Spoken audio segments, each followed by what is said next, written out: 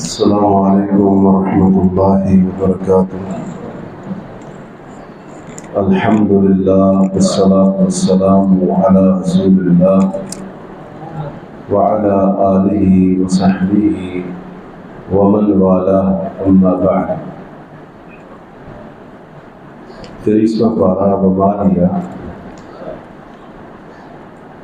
اس کے آغاز میں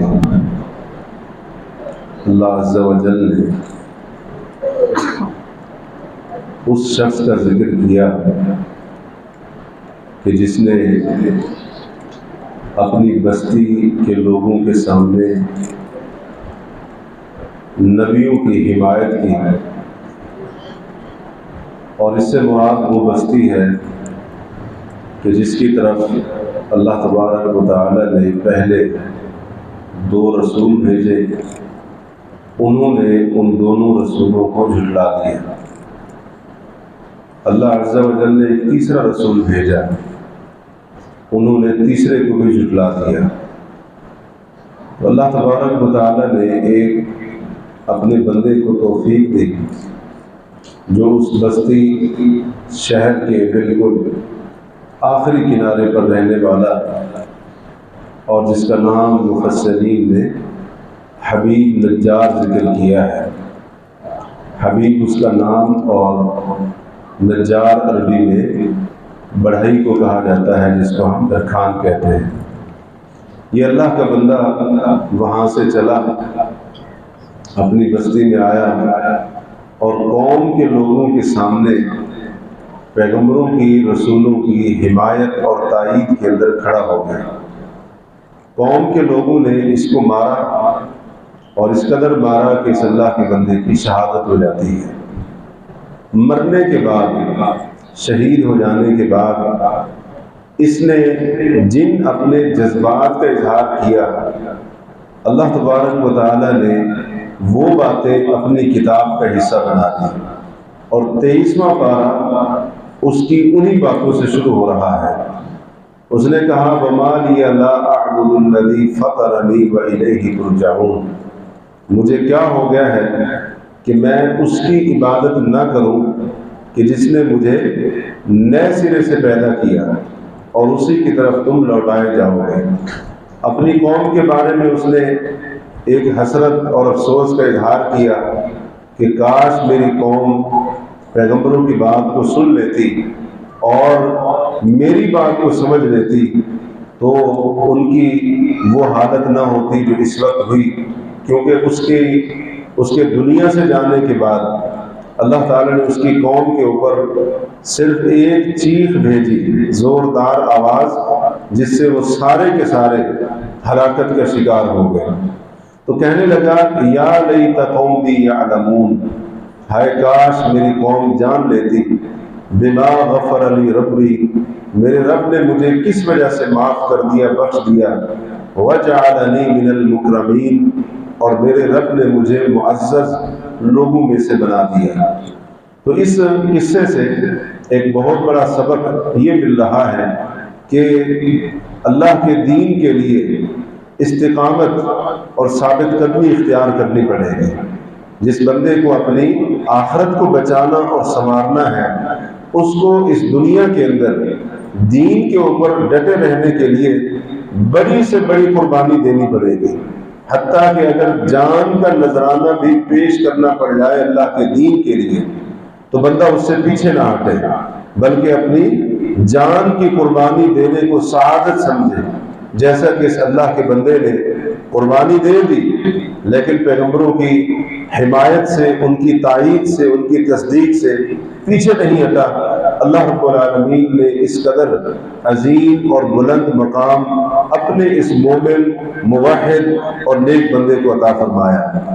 اس کے بعد اللہ تعالیٰ نے اپنی توحید اور قدرت کی بہت ساری نشانیاں ذکر کی، رات کی نشانی، دن کی نشانی، لوگوں کی تخلیق، جانوروں کو جوڑے جوڑے کی شکل میں پیدا کرنا، اسی طرح سے پھلوں وغیرہ کا پیدا کرنا، یہ ساری کی ساری نشانیاں ذکر کی ہیں۔ یہ قدرت کی نشانیاں ذکر کرتے ہوئے اللہ تعالیٰ نے فرمایا وَالْقَمَرَ قَدَّرْنَاهُ مَنَازِلَ، چاند کی ہم نے منزلیں طے کر دی ہیں، حتی عاد کالعرجون القدیم، یہاں تک کہ یہ جب اپنی منزلیں طے کر لیتا ہے تو یہ ایسے لوٹ آتا ہے اپنی حالت کی طرف جیسے ایک پرانی ٹہنی اور شاخ ہوتی ہے۔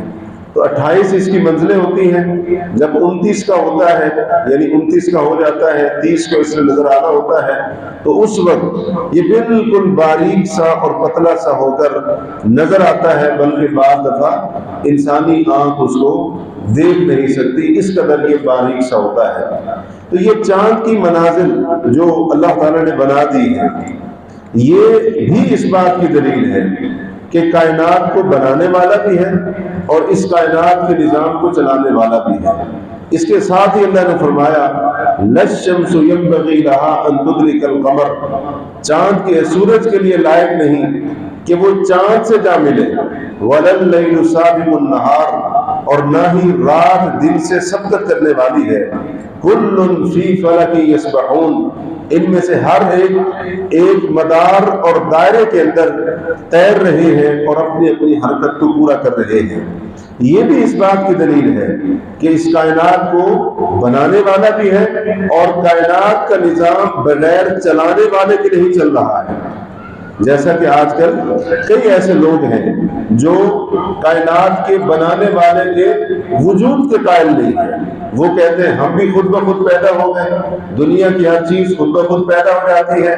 یہ کائنات کا نظام بھی ایک خودکار سسٹم کے تحت چل رہا ہے۔ ان کی یہ بات درست نہیں ہے، کیونکہ یہ اس قدر مستحکم، منظم اور مضبوط سسٹم یہ کسی بنانے چلانے والے کے بغیر نہیں چل سکتا ہے۔ کیا کبھی ایسا ہوا ہم نے دیکھا ہو کہ چاند نے جس وقت کے اندر طلوع ہونا ہو اس وقت چاند طلوع نہ ہوا ہو؟ کیا کبھی ایسا ہوا کہ پہلی تاریخ کو پورا چاند نظر آ جائے؟ کبھی ایسا نہیں ہوتا ہے، پورا چاند ہمیشہ 14ویں کی تاریخ کو نظر آتا ہے، اس سے پہلے اور اس کے بعد اس کا جو سائز ہوتا ہے، اس کا جو حجم ہوتا ہے، ہر رات مختلف ہوتا ہے۔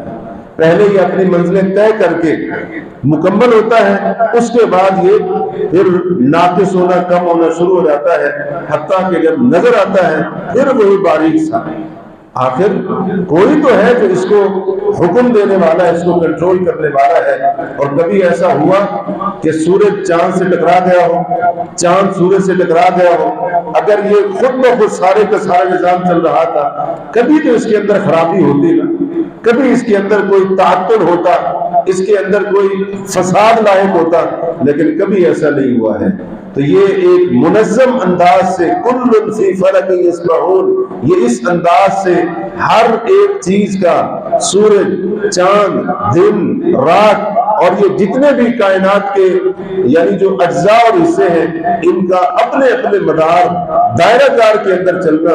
بلکہ سائنسدان جیسا کہ انہوں نے تحقیق پیش کی، آسمان کے اندر، فضا کے اندر کتنے ایسے سیارے ہیں، کتنے ایسے ستارے ہیں، ہر ایک کا اپنا ایک مدار اور اسی طرح سے اس کا ایک دائرہ کار ہے۔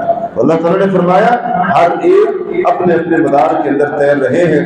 یہ ساری کی ساری اس بات کی دلیلیں ہیں کہ کائنات کا بنانے والا بھی ہے اور اس نظام کا چلانے والا، اس کو کنٹرول کرنے والا، اس کی تدبیر کرنے والا بھی ہے، اور وہ اللہ رب العالمین ہے جو وحدہ لا شریک ہے اور علی کل شیء قدیر ہے۔ یہ ساری کی ساری نشانیاں اس لیے یہاں پر بیان کی گئی ہیں۔ اس کے بعد ایک بات اللہ تعالیٰ نے فرمائی یہاں پر کہ قیامت کے دن اولاد آدم سے کہا جائے گا کہ اے اولاد آدم، اللہ تعالیٰ فرمائے گا کیا میں نے تمہیں یہ بات نہیں کہی تھی کہ شیطان کی عبادت نہ کرنا یہ تمہارا کھلا دشمن ہے، صرف میری عبادت کرنا یہ سیدھا راستہ ہے۔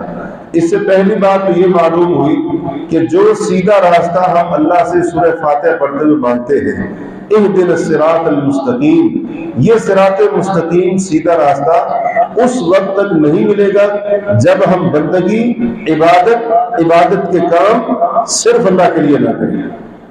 اگر ہم عبادت کا کوئی کام چاہے وہ دعا کی شکل میں ہو، نظر نیاز کی شکل میں ہو، رکوع سجدے قیام کی شکل میں ہو، طواف کی شکل میں ہو، اسی طرح سے جانور کو ذبح کرنے کی شکل میں ہو، عبادت کا کوئی بھی کام اگر ہم کسی مخلوق کے لیے کریں گے تو ہم صراط مستقیم پر نہیں آ سکتے ہیں، سیدھے راستے پر نہیں آ سکتے ہیں، کیونکہ قرآن نے کہہ دیا وَأَنِ اعْبُدُونِي، صرف میری عبادت کرنا، هَذَا صِرَاطٌ مُسْتَقِيم، یہ سیدھا راستہ ہے۔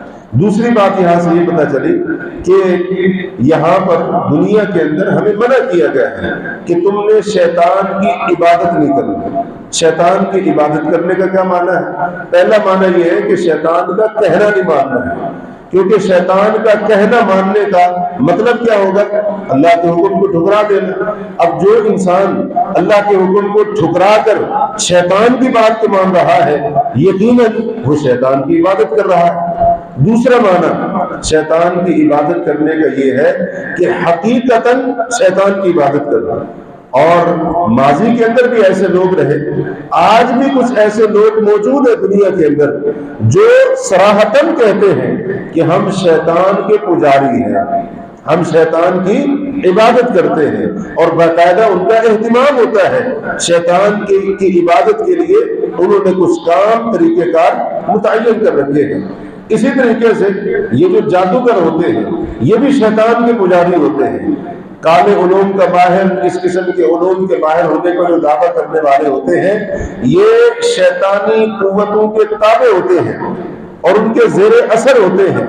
جب تک شیطان کی عبادت نہیں کرتے اور اس کی بندگی کر کے اس کو راضی نہیں کرتے، شیطان ان کی مدد کرتا ہی نہیں ہے۔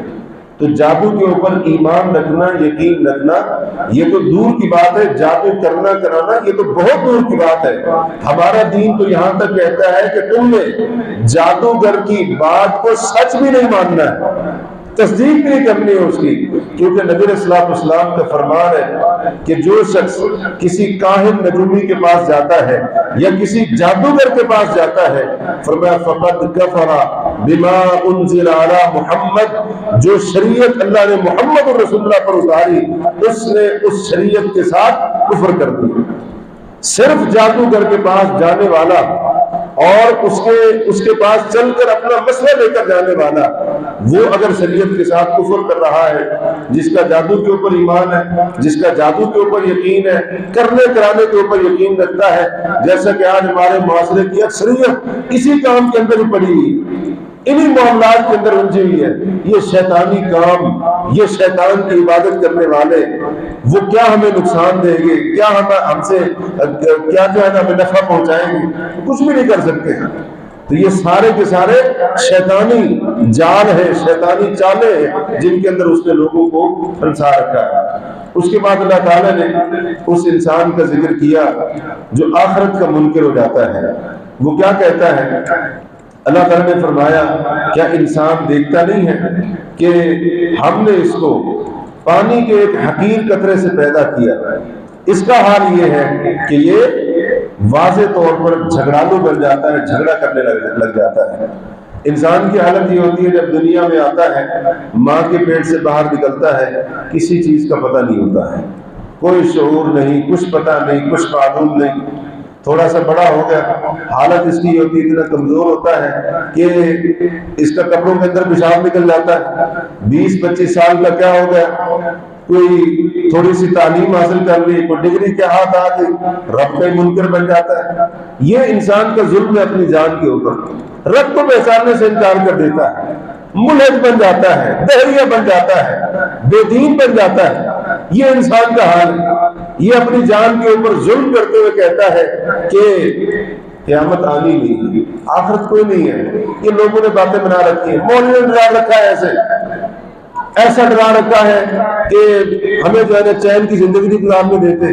یہ اس قسم کی باتیں کرنے والا دراصل اس کو پتہ ہی نہیں ہے کہ آگے اس کے ساتھ ہونے والا کیا ہے۔ اللہ تعالیٰ نے فرمایا وَضَرَبَ لَنَا مَثَلًا وَنَسِيَ خَلْقًا، ہمارے لیے مثالیں بیان کرتا ہے، وَنَسِيَ خَلْقًا، اپنی تخلیق کو بھول گیا، قَالَ مَن يُحْيِي الْعِظَامَ وَهِيَ رَمِيمٌ، یہ مثالیں ہمارے لیے بیان کرتے ہوئے کہتا ہے ان بسیدہ ہڈیوں کو کون زندہ کرے گا؟ قل یحییھا الذی انشأ اول مرہ، آپ کہہ دیجئے اس قسم کی مثالیں بیان کرنے والے کو جو اللہ کی قدرت کے منکر ہوتا ہے، فرمایا اس کو کہہ دیجئے ان بسیدہ ہڈیوں کو وہی زندہ کرے گا جس نے ان ہڈیوں کو پہلی بار بنایا تھا، وَهُوَ بِكُلِّ خَلْقٍ عَلِيمٌ، اور وہ ہر قسم کی تخلیق کے بارے میں خوب جانتا ہے، وہ انسان کو پیدا کرنا بھی جانتا ہے، جانور کی تخلیق بھی جانتا ہے، اور انسان کو پہلی بار پیدا کرنے کا بھی اس کو علم ہے، انسان کو دوبارہ اس میں کیسے زندہ کر کے پیدا کرتا ہے اس کے بارے میں بھی جانتا ہے۔ اس کے بعد اللہ نے ایک اور دلیل دی، فرمایا الذی جعل لکم من الشجر الاخضر نارا، اللہ تعالیٰ کی قدرت، اللہ رب العالمین نے سرسبز درخت میں سے تمہارے لیے آگ نکال دی، فَإِذَا أَنْتُمْ مِنْهُ تُوقِدُونَ، تم اس سے آگ جلاتے ہو، أَوَلَيْسَ الَّذِي خَلَقَ السَّمَاوَاتِ وَالْأَرْضَ بِقَادِرٍ عَلَىٰ أَن يَخْلُقَ مِثْلَهُمْ، جو اتنے بڑے آسمانوں کا خالق، اتنی بڑی زمین کو پیدا کرنے والا، کیا وہ اس بات پر قادر نہیں کہ ان جیسے انسانوں کو دوبارہ پیدا کرے؟ بلا وَهُوَ الْخَلَّاقُ الْعَلِيمُ، کیوں نہیں، وہ بہت بڑا پیدا کرنے والا اور خوب جاننے والا ہے۔ انما امرہ اذا اراد شیئا، جب وہ کسی چیز کا ارادہ کرتا ہے اس کا حکم یہ ہوتا ہے یکون لہ، اس سے کہتا ہے کن فیکون، ہو جا تو وہ ہو جاتی ہے۔ یہ اس کی شان ہے، اس کی شان کے بارے میں شک کرتے ہو، اس کی قدرت کے بارے میں شک کرتے ہو، آخرت کے منکر بن جاتے ہو، بسیدہ ہڈیاں کون زندہ کرے گا؟ زمین کے اندر رل جائیں گے، مر کھپ جائیں گے، زمین کھا جائے گی گوشت کو، ہڈیوں کو، جسم کو جو ہے نا وہ بسیدہ کر دے گی، ختم کر دے گی، کیسے زندہ ہوں گے؟ اس کی شان یہ ہے جب وہ کسی چیز کا ارادہ کرتا ہے کہتا ہے کن ہو جا فیکون، تو وہ ہو جاتا ہے، وہ چیز ہو جاتی ہے۔ وہ تجھے بھی ایسے کہے گا قیامت کے دن کھڑا ہو جا، زندہ ہو جا، وہاں پر تو یہ تو نہیں کہہ سکے کہ میں زندہ نہیں ہوں، وہاں پر زندہ ہونا پڑے گا۔ اور پھر اللہ نے بتایا مختلف جگہوں پر قرآن کے اندر کہ جب آخرت کے منکر کھڑے ہوں گے تو وہاں پر کہیں گے یا اللہ ہمیں یقین آ گیا ہے، لیکن وہاں پر یقین آنے کا کوئی فائدہ نہیں ہوگا۔ تو یقین یہاں پر کرنا ہے، یہاں پر یقین کرنا ہے، اور وہ یقین کرتے ہوئے آخرت کی تیاری کرنی ہے۔ تو جو بندہ آخرت کے بارے میں شکوک و شبہات کا شکار ہے وہ اپنے ان شکوک و شبہات کو دور کرے، شیطانی وسوسوں میں نہ آئے، منکر نہ بنے، قرآن کی طرف آئے، قرآن کو پڑھے۔ قرآن عقیدہ آخرت کو کھول کھول کر بیان کرتا ہے۔ قرآن کریم نے جیسے ایمان باللہ کو تفصیل کے ساتھ بیان کیا ہے، ایمان بالیوم الآخر کو بھی بڑی تفصیل کے ساتھ بیان کیا ہے۔ آج بہت سارے مسلمان آخرت کے منکر بنتے جا رہے ہیں، دنیا کو دیکھ کر، دنیا کی رنگینیوں کو دیکھ کر وہ سمجھتے سب کچھ ہی ہے، بس آگے کچھ ہونے والا نہیں ہے۔ یہ بہت بڑی غلطی ہے، اور اس غلطی کا احساس اگر انسان کو آنکھیں بند ہونے سے پہلے ہو جائے تو اچھا یہی ہے، کیونکہ جب آنکھیں بند ہونے کے بعد احساس ہوگا اس وقت تو ہونا ہی ہونا ہے، لیکن اس وقت احساس ہونے کا کوئی فائدہ نہیں ہوتا۔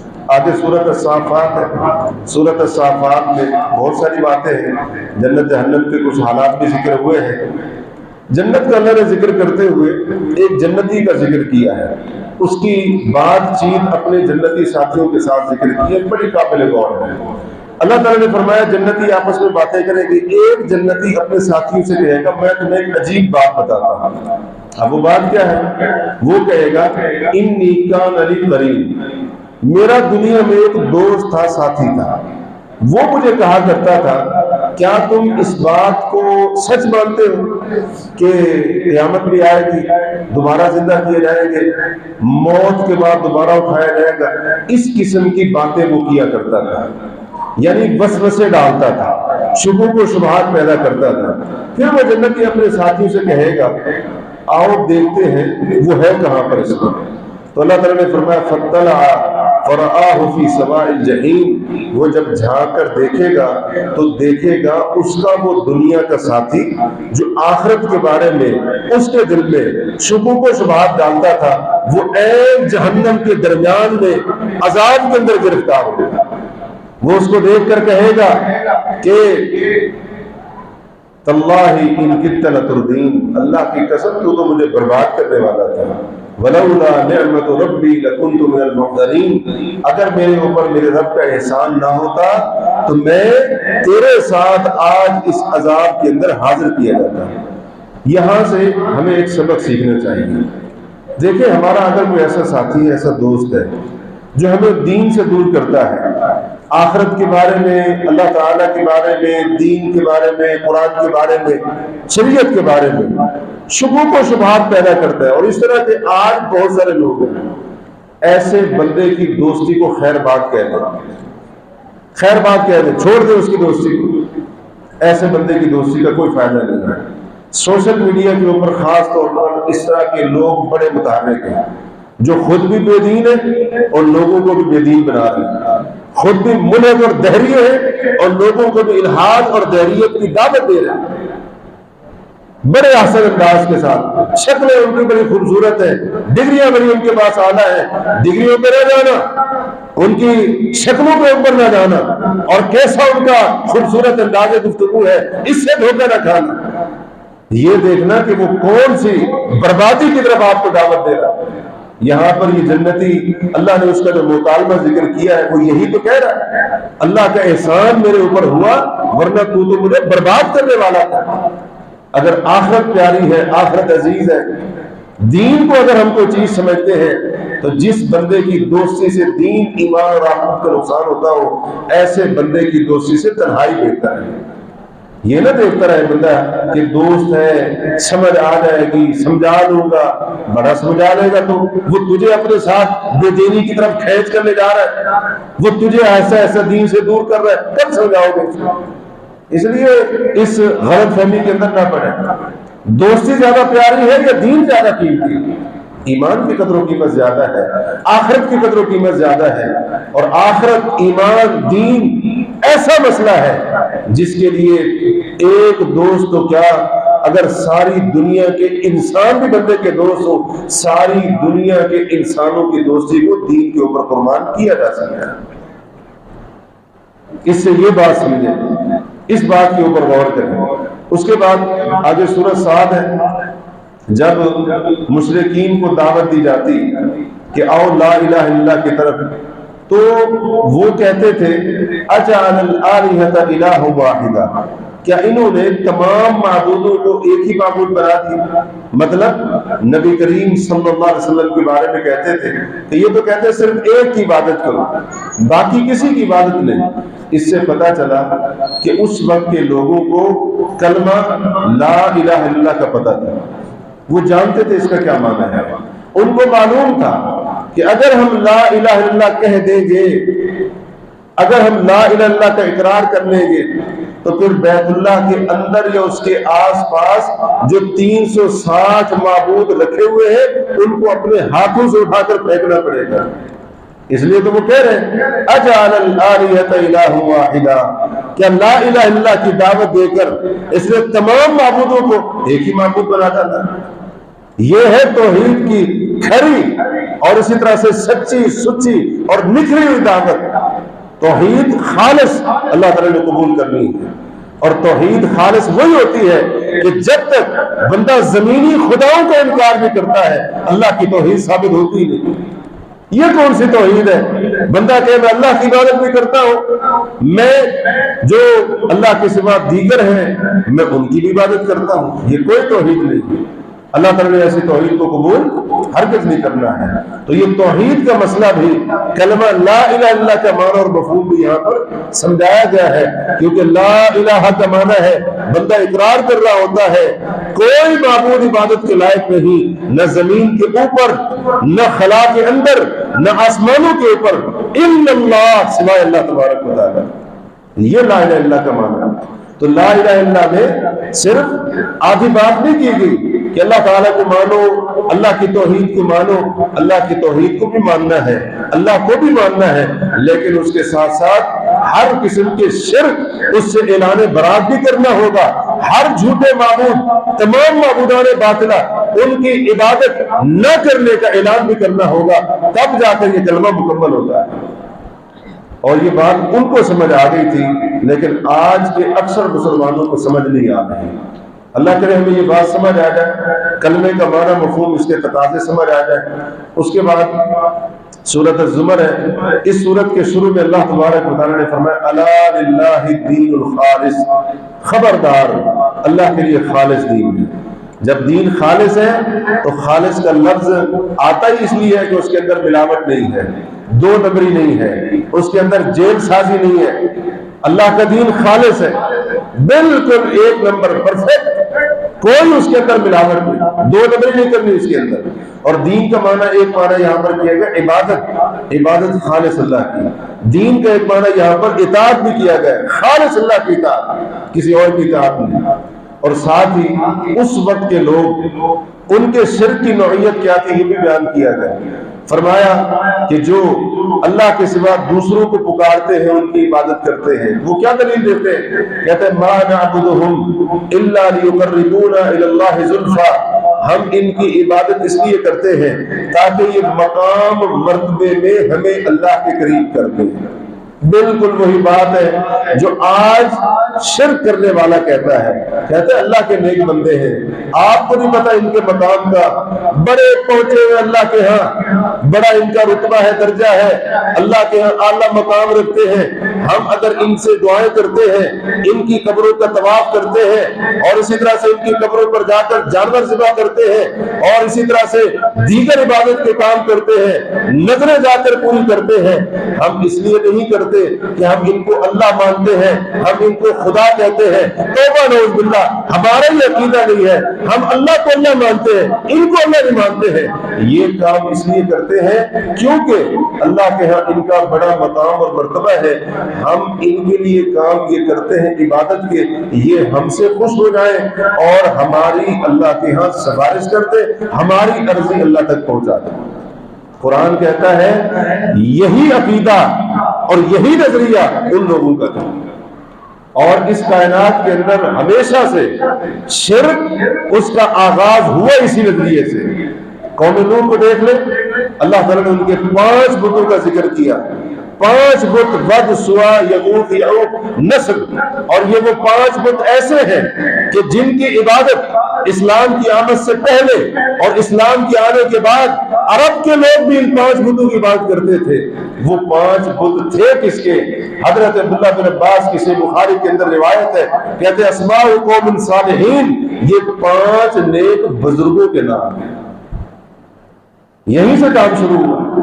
نبی علیہ الصلوۃ والسلام نے فرمایا، جب آپ کو بتایا گیا حبشہ کے اندر ایک کنیسہ عیسائیوں کا، وہاں پر تصویریں موجود تھیں، وہاں پر یہ سارے کے سارے معاملات، اللہ کے رسول علیہ الصلوۃ والسلام نے فرمایا اولئک اذا مات فیہم الرجل الصالح، یہ عیسائی جب ان کے اندر کوئی نیک آدمی مر جاتا تھا، بنوا علی قبرہ مسجدا، وہ اس کی قبر کو سجدہ گاہ بناتے، وسکروا فیہ تلک الصور، اور وہاں پر وہ یہ تصویریں بنایا کرتے تھے، لگایا کرتے تھے۔ نیک بندوں کو اللہ کے قریب سمجھ کر ان کے لیے عبادت کرنا، یہی تو شرک ہے۔ شرک ہے کسی بھی مخلوق کے لیے کیا جائے۔ یہ کس نے کہہ دیا اللہ کے نیک بندوں کے لیے عبادت والے کام کرو، بڑے پہنچے ہوئے ہیں، بڑا ان کا اللہ کے یہاں مقام ہے، یہ شرک نہیں ہوگا، اللہ تعالیٰ کے ساتھ یہ شرک ہو جائے گا۔ ابھی ہم نے کہا نا الا للہ الدین الخالص، اللہ کے لیے خالص دین، خالص عبادت۔ دودھ ہم خالص مانگتے ہیں، خالص طلب کرتے ہیں۔ اگر دودھ دینے والا دودھ کے اندر ہمیں زمزم ملا کر دے دے تو ملاوٹ ہوگی کہ نہیں ہوگی؟ آگے سے وہ دلیل دے، زمزم ہے، حدیثیں پڑھنا شروع کر دے، کائنات کا بہترین پانی ہے، اور آپ مسلمان نہیں ہیں، آپ کا ایمان نہیں حدیثوں کے اوپر، ہم کہیں گے تیری بات بالکل ٹھیک ہے، زمزم کا پانی وہ بہترین پانی، افضل پانی ہے روئے زمین کے اوپر، لیکن تو نے دودھ کے اندر زمزم ملا کر بھی دودھ کے اندر ملاوٹ کی۔ یہ کیا بات ہوئی؟ کہتے ہیں وہ بتوں کی بات کرتے تھے، اور ہم تو بتوں کی بات نہیں کرتے۔ وہ بت تھے کس کے؟ نیک لوگوں کے تھے۔ یہی تو شرک ہے کہ اللہ کے نیک بندوں کے لیے عبادت کے کام کیے جائیں، یہ سمجھ کر ہمارا مرتبہ اللہ کے یہاں اونچا کر دیں۔ قرآن اسی کو شرک کہہ رہا ہے، اور آج اکثر مسلمانوں کو یہ غلطی لگی ہوئی ہے۔ اللہ تبارک و تعالیٰ نے آگے چل کر ایک بات ارشاد فرمائی، فبشر عباد، میرے بندوں کو آپ خوشخبری سنا دے، الذین یتبعون القول، جو بات کو، الذین یستمعون القول، جو بات کو انتہائی غور اور توجہ سے سنتے ہیں، فیتبعون احسنا، پھر احسن انداز سے اس کی پیروی کرتے ہیں۔ اس سے دو باتیں معلوم ہوئی۔ پہلی بات، جب قرآن کی بات آ جائے، اللہ کا حکم آ جائے، اللہ کے دین کی بات آ جائے، پہلی میری اور آپ کی ذمہ داری یہ ہے، ہم اس بات کو پورے دھیان، پوری توجہ کے ساتھ سنیں، غور سے سنیں، اس کو دل کی گہرائیوں سے سنیں اس کو۔ یہ ہماری ذمہ داری ہے۔ یہ اللہ تعالیٰ کے حکم، اللہ کی کتاب، اللہ کے دین کا ادب نہیں ہے۔ دین کی بات سنائی جا رہی ہو، قرآن کا مسئلہ سمجھایا جا رہا ہو، اللہ کا حکم سنایا جا رہا ہو، اور ہماری توجہ کہیں اور بھٹک رہی ہے، یہ ادب نہیں ہے، بے ادبی ہے۔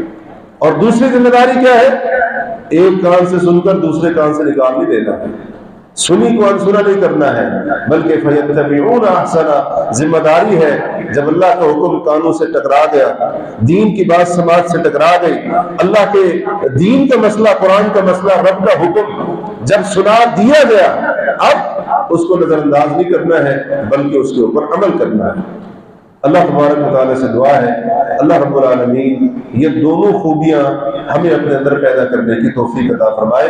وباللہ التوفیق، وصلی اللہ علی نبینا محمد وعلی آلہ وصحبہ اجمعین۔